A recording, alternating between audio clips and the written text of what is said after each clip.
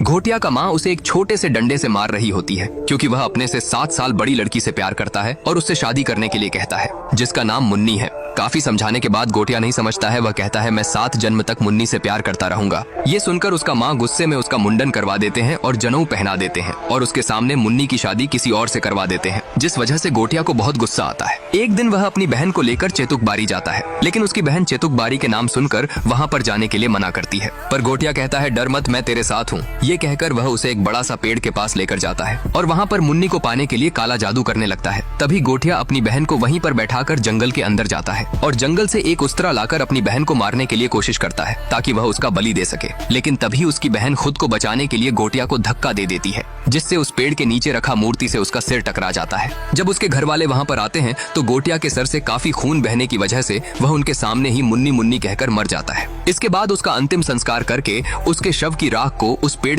के नीचे दफना देते हैं और उस पेड़ के चारों तरफ मंत्र पढ़कर सफेद धागा बांध देते हैं। यह देखकर घोटिया की माँ पूछती है, ऐसा क्यों कर रहे हो? तभी एक आदमी कहता है, ऐसा नहीं करेंगे तो अनर्थ हो जाएगा, क्योंकि तेरा बेटा अपनी मुंडन के 10 दिन पूरे होने के पहले ही चल बसा। अगर वह जाग गया तो ब्रह्म राक्षस बनेगा। इसके बाद कहानी कुछ साल आगे जाता है। बिट्टू एक डरपोक लड़का था। वह हर छोटे छोटे चीजों से बहुत डर जाता था। वह अपने माँ के साथ अपने पार्लर में काम करता था। एक दिन जब बिट्टू अपने पार्लर जाने के लिए गाड़ी निकाल रहा था, तभी उसे चेतुक बारी का विजन आने लगता है, जिससे वह बहुत डर जाता है। अगले दिन रात को बिट्टू जब अपनी फ्रेंड बेला के साथ क्लब पर होता है, तभी बेला का फ्रेंड कुबा उसे मैरिज के लिए प्रपोज करता है और बेला भी उसे एक्सेप्ट कर लेती है। यह देखकर बिट्टू का दिल टूट जाता है क्योंकि वह बेला को मन ही मन प्यार करता था। तभी उसे फिर से चेतुक बारी की विजन आने लगता है, जिसमें कोई उसे उसके पास आने के लिए बुला रहा था। अगले दिन बिट्टू अपनी माँ और दादी माँ के साथ गाँव जाता है क्योंकि उसके बहन की शादी थी। बिट्टू जब अपनी बहन के साथ घूम रहा था तब उसे चेतुक बारी दिखता है और उसे फिर से कोई वहाँ पर आने। बिट्टू जब गाँव घूमने के बाद घर पर आता है तो देखता है कि उसकी माँ और काका के अंदर झगड़ा लगा है। उसके काका को चेतुक बारी की जमीन बेचना था, जिसे सुनकर बिट्टू की दादी माँ उन्हें मना करती है और कहती है वह जमीन श्रापित है, जिस वजह से गुस्से में बिट्टू के काका बिट्टू को अपने पिता के मरने के पीछे का वजह बता देते हैं और कहते हैं, तेरे बाप को बोला था चेतुक बारी मत जा, लेकिन पागल था तेरे बाप। सभी का मना करने के बाद भी अकेला ही चेतुक बारी के पेड़ जलाने के लिए निकल गया और पैर फिसलकर समुद्र में डूबकर मर गया। और तू भी उसके तरह पागल है। अपने पिता के बारे में सुनकर बिट्टू को बहुत गुस्सा आता है। वह अपने काका को ऐसे कहने के लिए मना करता है, लेकिन उसका काका गुस्से में उसका कॉलर पकड़ लेते हैं, जिस वजह से बिट्टू को बहुत बुरा लगता है और वह गुस्से में अकेला ही अपने गाड़ी लेकर वहाँ से निकल जाता है और चेतुक बारी के उसी श्रापित पेड़ के पास जाता है, जहाँ पर उसे एक अजीब सा राक्षस दिखता है। इधर जब काफी देर तक बिट्टू घर पर नहीं लौटता है तो सभी बहुत परेशान हो जाते हैं। तभी उन्हें पता चलता है कि बिट्टू अकेला ही चेतुक बारी गया है, जिसे सुनकर बिट्टू की दादी माँ बहुत घबरा जाती है और बिट्टू को बचाने के लिए अपने बक्से से एक चीज को लेकर चेतुक बारी जाती है। बिट्टू चेतुक बारी गया है जानने के बाद उसकी दादी माँ अकेला ही उसे बचाने के लिए चेतुक बारी निकल जाते हैं और उसी श्रापित पेड़ के पास जाते हैं, जहाँ पर वही राक्षस उन्हें देखकर हंसता है,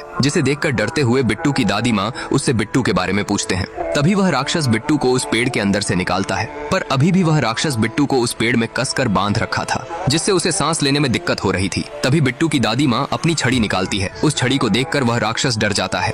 बिट्टू की दादी माँ उस छड़ी को लेकर पेड़ के पास जाते हैं और उस पेड़ से बिट्टू को छुड़ाने लगते हैं।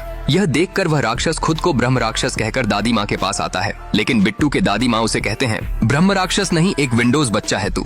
यह कहकर बिट्टू के दादी माँ उस छड़ी से पेड़ पर मारते हैं, जिससे वह राक्षस डरकर पेड़ के ऊपर चला जाता है और बिट्टू के दादी माँ बिट्टू को पेड़ से निकालकर वहाँ से जल्दी जल्दी जाने लगते हैं। लेकिन तभी वह ब्रह्म राक्षस आकर बिट्टू के पीठ पर अपना हाथ रख देता है, जिससे उसको बहुत दर्द होने लगता है। यह देखकर उसकी दादी माँ अपनी छड़ी से ब्रह्म राक्षस के हाथ पर जोर से मारते हैं, जिससे वह ब्रह्म राक्षस बिट्टू को छोड़कर पेड़ पर चला जाता है। ब्रह्म राक्षस से बिट्टू को बचाकर उसकी दादी माँ उसे चेतुक बारी से ले आती है। रास्ते में जब बिट्टू उनसे पूछता है कि वह क्या था, तभी उसकी दादी माँ कहती है, वह मुंजा था, पहले वह मेरा भाई हुआ करता था। तू डर मत, वो यहाँ नहीं आ सकता, उसे उस पेड़ में बांध कर रखा है और उसके अस्थियां को उस पेड़ के नीचे गड़े हैं। मैं जब तक जिंदा हूँ तेरा कुछ भी नहीं होने दूंगा। यह सुनकर बिट्टू अपनी दादी माँ को गले लगा लेता है, पर तभी उसे अपनी पीठ पर बहुत दर्द होने लगता है और उस समय वह मुंजा वहाँ पर आकर उसकी दादी माँ को मार देता है और बिट्टू पर कूद जाता है। अगले सुबह जब बिट्टू का आंख खुलता है तो वह खुद को मेडिकल पर पता है। वह अपनी माँ से दादी माँ के बारे में पूछता है तो उसकी बहन कहती है, दादी माँ तुझे ढूंढने जाते समय उनके पैर फिसलने की वजह से वह समुद्र में डूबकर मर गए। बिट्टू ने सभी को मुंजा के बारे में कहा कि दादी माँ को मुंजा ने मारा है, लेकिन किसी को भी उस पर विश्वास नहीं हो रहा था।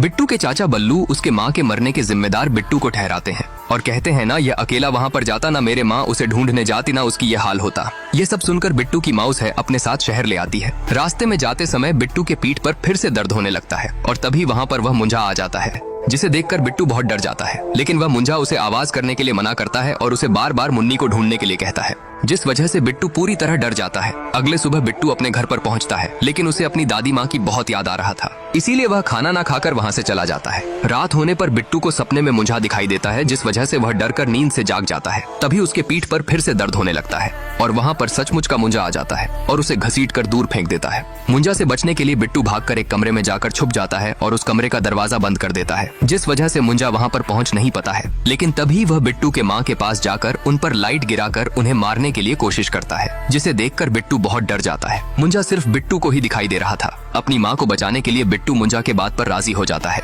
और वह रात रात मुंजा को लेकर मुन्नी को ढूंढने लगता है। मुंजा बिट्टू को पूरी तरह मेंटली टॉर्चर कर रहा था, जिस वजह से बिट्टू का तबीयत बिगड़ते ही जा रहा था। अगले सुबह जब बिट्टू का दोस्त उसके घर पर आता है, मुंजा बिट्टू को पूरी तरह मेंटली टॉर्चर कर रहा था, जिस वजह से बिट्टू का तबीयत धीरे धीरे बिगड़ते ही जा रहा था। अगले दिन सुबह जब बिट्टू का बेस्ट फ्रेंड दिलजीत उसके घर पर आता है, तो वह बिट्टू का यह हालत देखकर पूछता है, तेरी दादी माँ का गुजर जाने का दुख मुझे भी है, लेकिन तू उनके जाने का गम में कब से ऐसे गांजा फूंकने लगा है।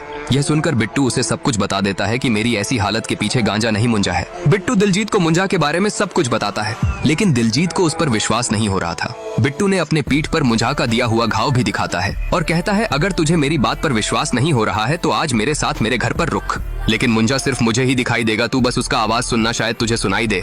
दिलजीत उसके बात पर राजी हो जाता है। शाम ढलने के बाद बिट्टू के पीठ पर फिर से दर्द होना शुरू हो जाता है। इसके बाद दोनों मुंजा का आने का इंतजार करने लगते हैं। तभी मुंजा आकर दिलजीत के कान के पास जोर से चिल्लाता है, जिससे दिलजीत पूरी तरह डर जाता है। इसके बाद मुंजा क्या चाहता है जानने के लिए दोनों उससे पूछने लगते हैं, लेकिन मुंजा कुछ भी नहीं कहता है, जिस वजह से दिलजीत बिट्टू से कहता है, शायद मुंजा को इंग्लिश नहीं आता है, बचपन से स्कूल नहीं गया होगा बेचारा।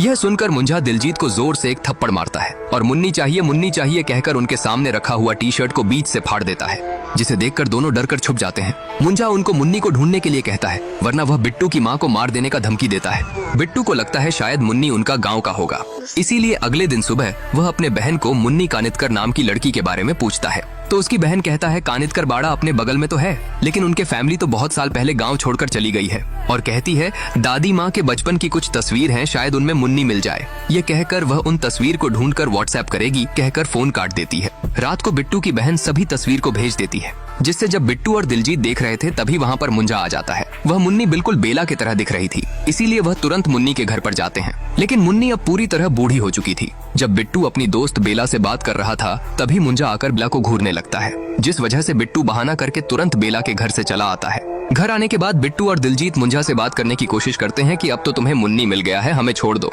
लेकिन तभी मुंजा उनसे कहता है, अब मुझे मुन्नी नहीं बेला चाहिए, मैं उससे शादी करूंगा, तुम उसे चेटुक बारी की उसी पेड़ के पास लेकर आओ। जिसे सुनकर बिट्टू पूरी तरह चौंक जाता है, इसलिए वह दोनों एक पादरी के पास जाते हैं, जो बिट्टू के पीठ पर हुआ घाव को देखकर जान जाता है कि इसके पीछे मुंजा पड़ा हुआ है। वह बिट्टू और दिलजीत को एक किताब दिखाकर कहता है, अगर किसी ब्राह्मण लड़के के मुंडन की 10 दिन पहले ही मौत हो जाए तो वह ब्रह्म राक्षस बनता है, मतलब मुंजा बनता है। मुंजा सिर्फ अपने खून के रिश्तेदारों को दिखता है और उसका बस एक ही मकसद होता है, अपनी लाइफ की अतिरिक्त इच्छा को पूरी करना, खास करके मैरिज। इसीलिए उनके अस्थियों को किसी पेड़ के नीचे गाड़कर उस पेड़ में उसे बांध कर रखते हैं। यह सुनकर बिट्टू उस मुंजा से पीछा छुड़ाने के लिए पादरी से मदद मांगता है। पादरी कहता है, अगर तुम उसे मार दोगे तो उससे पीछा छुड़ा सकते हो। शादी करने के लिए उसे एक शरीर का जरूरत होता है, इसलिए उसे बकरी के अंदर जाना पड़ता है। मुंजा के फैमिली में से किसी के भी खून से अगर बकरी के सिर पर ऐसा निशान बना दो तो मुंजा तुरंत बकरी के अंदर चला जाता है और उसके बाद उस लड़की का बलि देकर वह उसे अपने साथ ले जाता है। लेकिन अगर तुम यह मुंजा वाला बकरी को शादी से पहले मार दोगे तो मुंजा खत्म हो जाएगा और यह शादी उसी पेड़ के नीचे होगा जहाँ पर मुंजा का अस्थियां गड़े होंगे। यह सुनकर बिट्टू और दिलजीत मुंजा से पीछा छुड़ाने के लिए बेला के पास गए और उसे झूठ मूठ का वीडियो शूटिंग करने के बहाने अपने साथ गाँव जाने के लिए मना लिए और उसके बाद बस में गाँव की तरफ निकल पड़े। बिट्टू, दिलजीत और बेला के साथ साथ उनके साथ बिट्टू के माँ भी गई होती है। वह सभी गाँव में रुकू के घर पर रहते हैं, जिसके बाद वह बेला का झूठ मोड़ का वीडियो शूटिंग करने लगते हैं ताकि उसे उन पर कोई भी डाउट ना हो। उनका शूटिंग खत्म होने के बाद बिट्टू और बेला एक जगह पर बैठकर बातें कर रहे थे। तभी वहाँ पर बेला की बॉयफ्रेंड कुबा उसे मनाने आता है और बेला भी उसके बातों पर राजी हो जाती है और फिर से उसके साथ पैचअप कर लेती है, जिसे देखकर बिट्टू का दिल दोबारा टूट जाता है। कुछ समय के अंदर शाम ढल जाता है और शाम ढलने के बाद बिट्टू के पीठ पर दोबारा दर्द होने लगता है और तभी वहाँ पर मुंजा आ जाता है। जब मुंजा बेला और कुबा को एक दूसरे से बात करता हुआ देखता है तो उसे कुबा पर बहुत गुस्सा आता है। इसीलिए वह उसके पैर को पकड़कर घसीटकर जंगल के अंदर ले जाता है। बेला और बिट्टू उसे जंगल से बचाकर तुरंत मेडिकल ले जाते हैं। तो डॉक्टर उसका चेकअप करके कहते हैं उसके दोनों गुलाब जामुन को जंगली कुत्ते ने खा लिए हैं।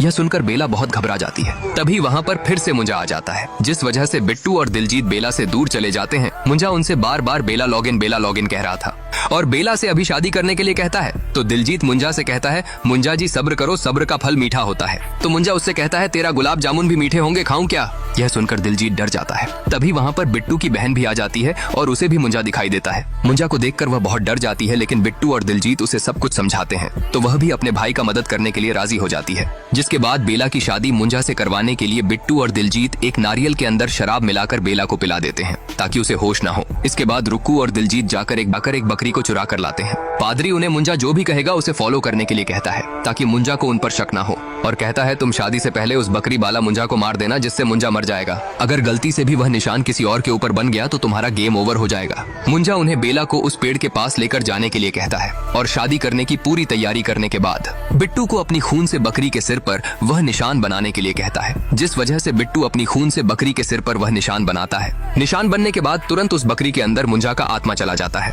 जिसे देखकर बिट्टू उस बकरी को मारने के लिए पकड़ लेता है और रुक्कू मंत्र पढ़ने लगता है। लेकिन तभी बेला नशे की हालत में बिट्टू को धक्का देकर उस बकरी को अपनी गोद में उठा लेती है, जिस वजह से बकरी के अंदर से मुंजा की आत्मा निकलकर बेला के अंदर घुस जाता है और बेला की आत्मा निकलकर उस बकरी के अंदर घुस जाता है। मुंजा बेला के अंदर घुसने के बाद बिट्टू रुक्कू और दिलजीत को मारने के लिए उनके पीछे पड़ जाता है, लेकिन वह उनके तरफ आते समय उसका पैर एक जड़ में टकराने की वजह से वह नीचे गिरकर बेहोश हो जाता है। जब पादरी यह सब सुनता है तो उन्हें तुरंत बकरी को लेकर उनके पास आने के लिए कहता है, वरना वह हमेशा के लिए बेला को अपने साथ ले जाएगा। यह सुनकर वह तीनों बेला वाला बकरी को लेकर पादरी के पास जाने लगते हैं, लेकिन रास्ते में रुक्कू का पिता आकर उनसे जबरदस्ती उस बकरी को ले जाते हैं, जिस वजह से बिट्टू अपनी माँ के पास जाकर अपनी काका के बारे में कहता है कि बालू काका जबरदस्ती उनसे उनका बकरी को छीन लिए हैं, जिसे सुनकर बिट्टू की माँ को रुक्कू के पिता के ऊपर बहुत गुस्सा आता है। इसीलिए वह एक चाकू लेकर उनके पास जाने लगते हैं, लेकिन तभी वहाँ पर मुंजा आ जाता है, जिसे देखकर सब डर कर छुप जाते हैं। बिट्टू की माँ बिट्टू से पूछती है कि बेला को क्या हो गई है। तभी बिट्टू अपनी माँ को सब कुछ बता देता है कि वह बेला नहीं मुंजा है,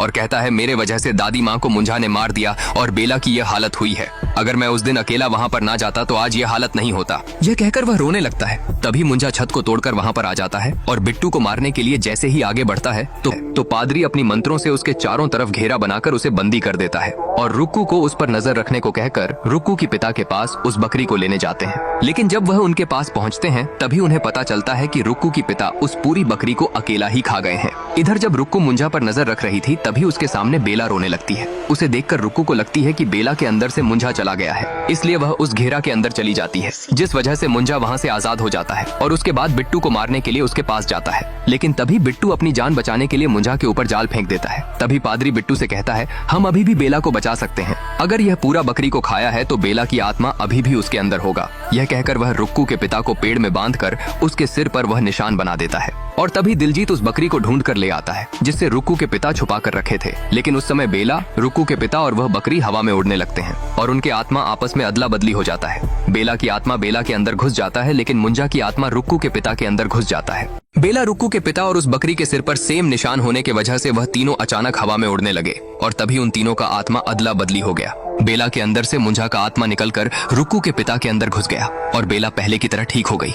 बेला को ठीक देखकर बिट्टू बहुत खुश हो गया, लेकिन तभी मुंजा उठकर खड़ा हुआ। रुक्कू के पिता के अंदर मुंजा को देखकर सभी बहुत डर गए। रुक्कू के पिता के अंदर घुसने के बाद मुंजा पहले से ज्यादा ताकतवर हो चुका था, इसीलिए वह सभी को एक एक करके मारने लगा। यह देखकर बिट्टू बेला को बचाने के लिए बेला को लेकर वहाँ से भाग जाता है और पादरी मुंजा को रोकने के लिए कोशिश करता है, लेकिन मुंजा पादरी को एक ही बार में मारकर दूर फेंक देता है और उसके बाद बिट्टू के पास जाता है। मुंजा को देखकर बिट्टू और बेला बहुत डर जाते हैं। मुंजा बिट्टू के तरफ तेजी से भागकर उसके ऊपर कूद जाता है और उसे जख्मी कर देता है और उसके बाद बेला को घसीटकर उस पेड़ के तरफ लेने लगता है। यह देखकर बिट्टू पूरी तरह टूट जाता है और रोने लगता है। तभी उसके पास उसकी दादी माँ आती है और उसे कहती है, तुम्हें पता है बिट्टू, इन राक्षस में शक्तियाँ कहाँ से आती हैं? क्योंकि हम इनसे डरते हैं। इस डर कोई मिटा दो तो कैसी शक्तियाँ और कैसा राक्षस। जिस लड़की से तू प्यार करता है आज तू ही उसे बचा सकता है। पूरी जिंदगी तू सिर्फ एक हवा का झोंका बनकर रहा है, अब तूफान बन।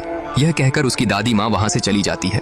और तभी समुद्र से उसकी दादी माँ की वह छड़ी बहकर किनारे पर आता है। इधर मुंजा बेला की बलि देने के लिए मंत्र पढ़ रहा था और मंत्र खत्म होने के बाद उसकी बलि देने ही वाला था, तभी वहाँ पर बिट्टू आ जाता है और वह उस छड़ी को भी अपने साथ लेकर आया होता है। उस छड़ी को देखकर मुंजा डर जाता है और बेला को छोड़ देता है। तभी बिट्टू उस छड़ी को लेकर मुंजा की तरफ भाग कर जाता है और उस छड़ी से मुंजा पर प्रहार करने लगता है, लेकिन मुंजा उस छड़ी से बचते हुए अपने पास रखा खंजर से बिट्टू की पैर को जख्मी कर देता है। यह देखकर बेला मुंजा को रोकने के लिए कोशिश करती है, लेकिन मुंजा उसे भी दूर फेंक देता है। तभी बिट्टू उस छड़ी से मुंजा के पीठ पर जोर से मारता है, जिसे मुंजा के पीठ पर निशान बन जाता है। यह देखकर बिट्टू जान जाता है कि इस छड़ी से ही मुंजा को जख्मी कर सकते हैं, इसीलिए वह दोबारा उसे मारने के लिए आगे बढ़ता है। लेकिन तभी तो मुंजा कूदकर पेड़ के ऊपर चला जाता है और छुपकर बिट्टू के ऊपर कूद जाता है और उसका गला दबाकर मारने लगता है। लेकिन तभी बेला बिट्टू को बचाने के लिए मुंजा के सिर पर एक पत्थर से मारती है, जिस वजह से मुंजा को बेला पर बहुत गुस्सा आता है, इसीलिए वह उसका गला पकड़ लेता है। तभी बिट्टू पीछे से मुंजा को उस छड़ी से मारने लगता है और उस पर अपनी सभी गुस्सा उतारने लगता है और कहता है, तू सबका जीना हराम करके रखा है, जब देखो लॉगिन लॉगिन कहता रहता है। कभी मुन्नी से पूछा, मुन्नी को क्या चाहिए? मेरी दादी माँ को तूने मार डाला, उसको तुझे नहीं मारना चाहिए था। तभी मुंजा बिट्टू के हाथ को पकड़कर तोड़ देता है और उसके गले को पकड़कर ऊपर उठा लेता है और कहता है, ब्रह्म राक्षस हूँ मैं। तो बिट्टू उसे कहता है, ब्रह्म राक्षस नहीं, एक विंडोज बच्चा है तू। यह कहकर वह अपनी खून से पेड़ में वह निशान बना देता है और पहले से ही मुंजा के पीठ पर वह निशान बना चुका था, इसीलिए मुंजा हवा में उड़ने लगता है और रुक्कू के पिता के अंदर से मुंजा का आत्मा निकलकर पेड़ के अंदर चला जाता है। रुक्कू के पिता के होश आने के बाद वह डर कर वहाँ से भाग जाते हैं। उसके बाद वह मुंजा पेड़ के अंदर से निकलता है और उस पेड़ के जड़ से बेला की पैर को पकड़कर अपनी तरफ घसीट कर लाने। मुंजा का आत्मा पेड़ के अंदर घुसने के बाद वह उस पेड़ के अंदर से निकलता है और वह पूरे पेड़ को ही शैतान बना देता है, जिस वजह से पेड़ की जड़ मुंजा की इशारों में काम करने लगते हैं। तभी मुंजा बिट्टू और बेला पर पेड़ की जड़ से हमला करता है। यह देखकर बिट्टू बेला को बचाते समय खुद नीचे गिरकर जख्मी हो जाता है और तभी मुंजा बेला की पैर को पकड़कर अपनी तरफ घसीट कर लेने लगता है और दूसरे तरफ बिट्टू को मारने के लिए उस पर हमला करता है, लेकिन बिट्टू उस हमले से बच जाता है। पर फिर भी मुंजा बिट्टू को पकड़ लेता है और उसे मारने के लिए अपनी तरफ खींचने लगता है। तभी बेला को एक जगह पर एक तेल का डिब्बा दिखाई देती है। जब मुंजा बिट्टू को मारने के लिए उसे अपने करीब लाता है, तभी बेला उसके ऊपर वह तेल को फेंक देती है और बिट्टू उस पर आग लगा देती है, जिसे मुंजा उस पेड़ के साथ जलने लगता है और वह मर जाता है। कुछ दिनों बाद बिट्टू आखिरकार बेला को प्रपोज कर देता है, लेकिन बेला उसे कहती है, मैं भी तुम्हें पसंद करती हूँ, लेकिन मुझे नहीं पता मैं क्या चाहती हूँ, बस मैं तुम्हें खोना नहीं चाहती कभी भी। यह सुनने के बाद बिट्टू उसे कहता है, मैं समझ सकता हूँ, मैं तुम्हारे सिर पर बैठा मुंजा नहीं बनना चाहता, तुम जाओ और अपनी लाइफ को एंजॉय करो। इसके बाद यह कहानी यहीं पर समाप्त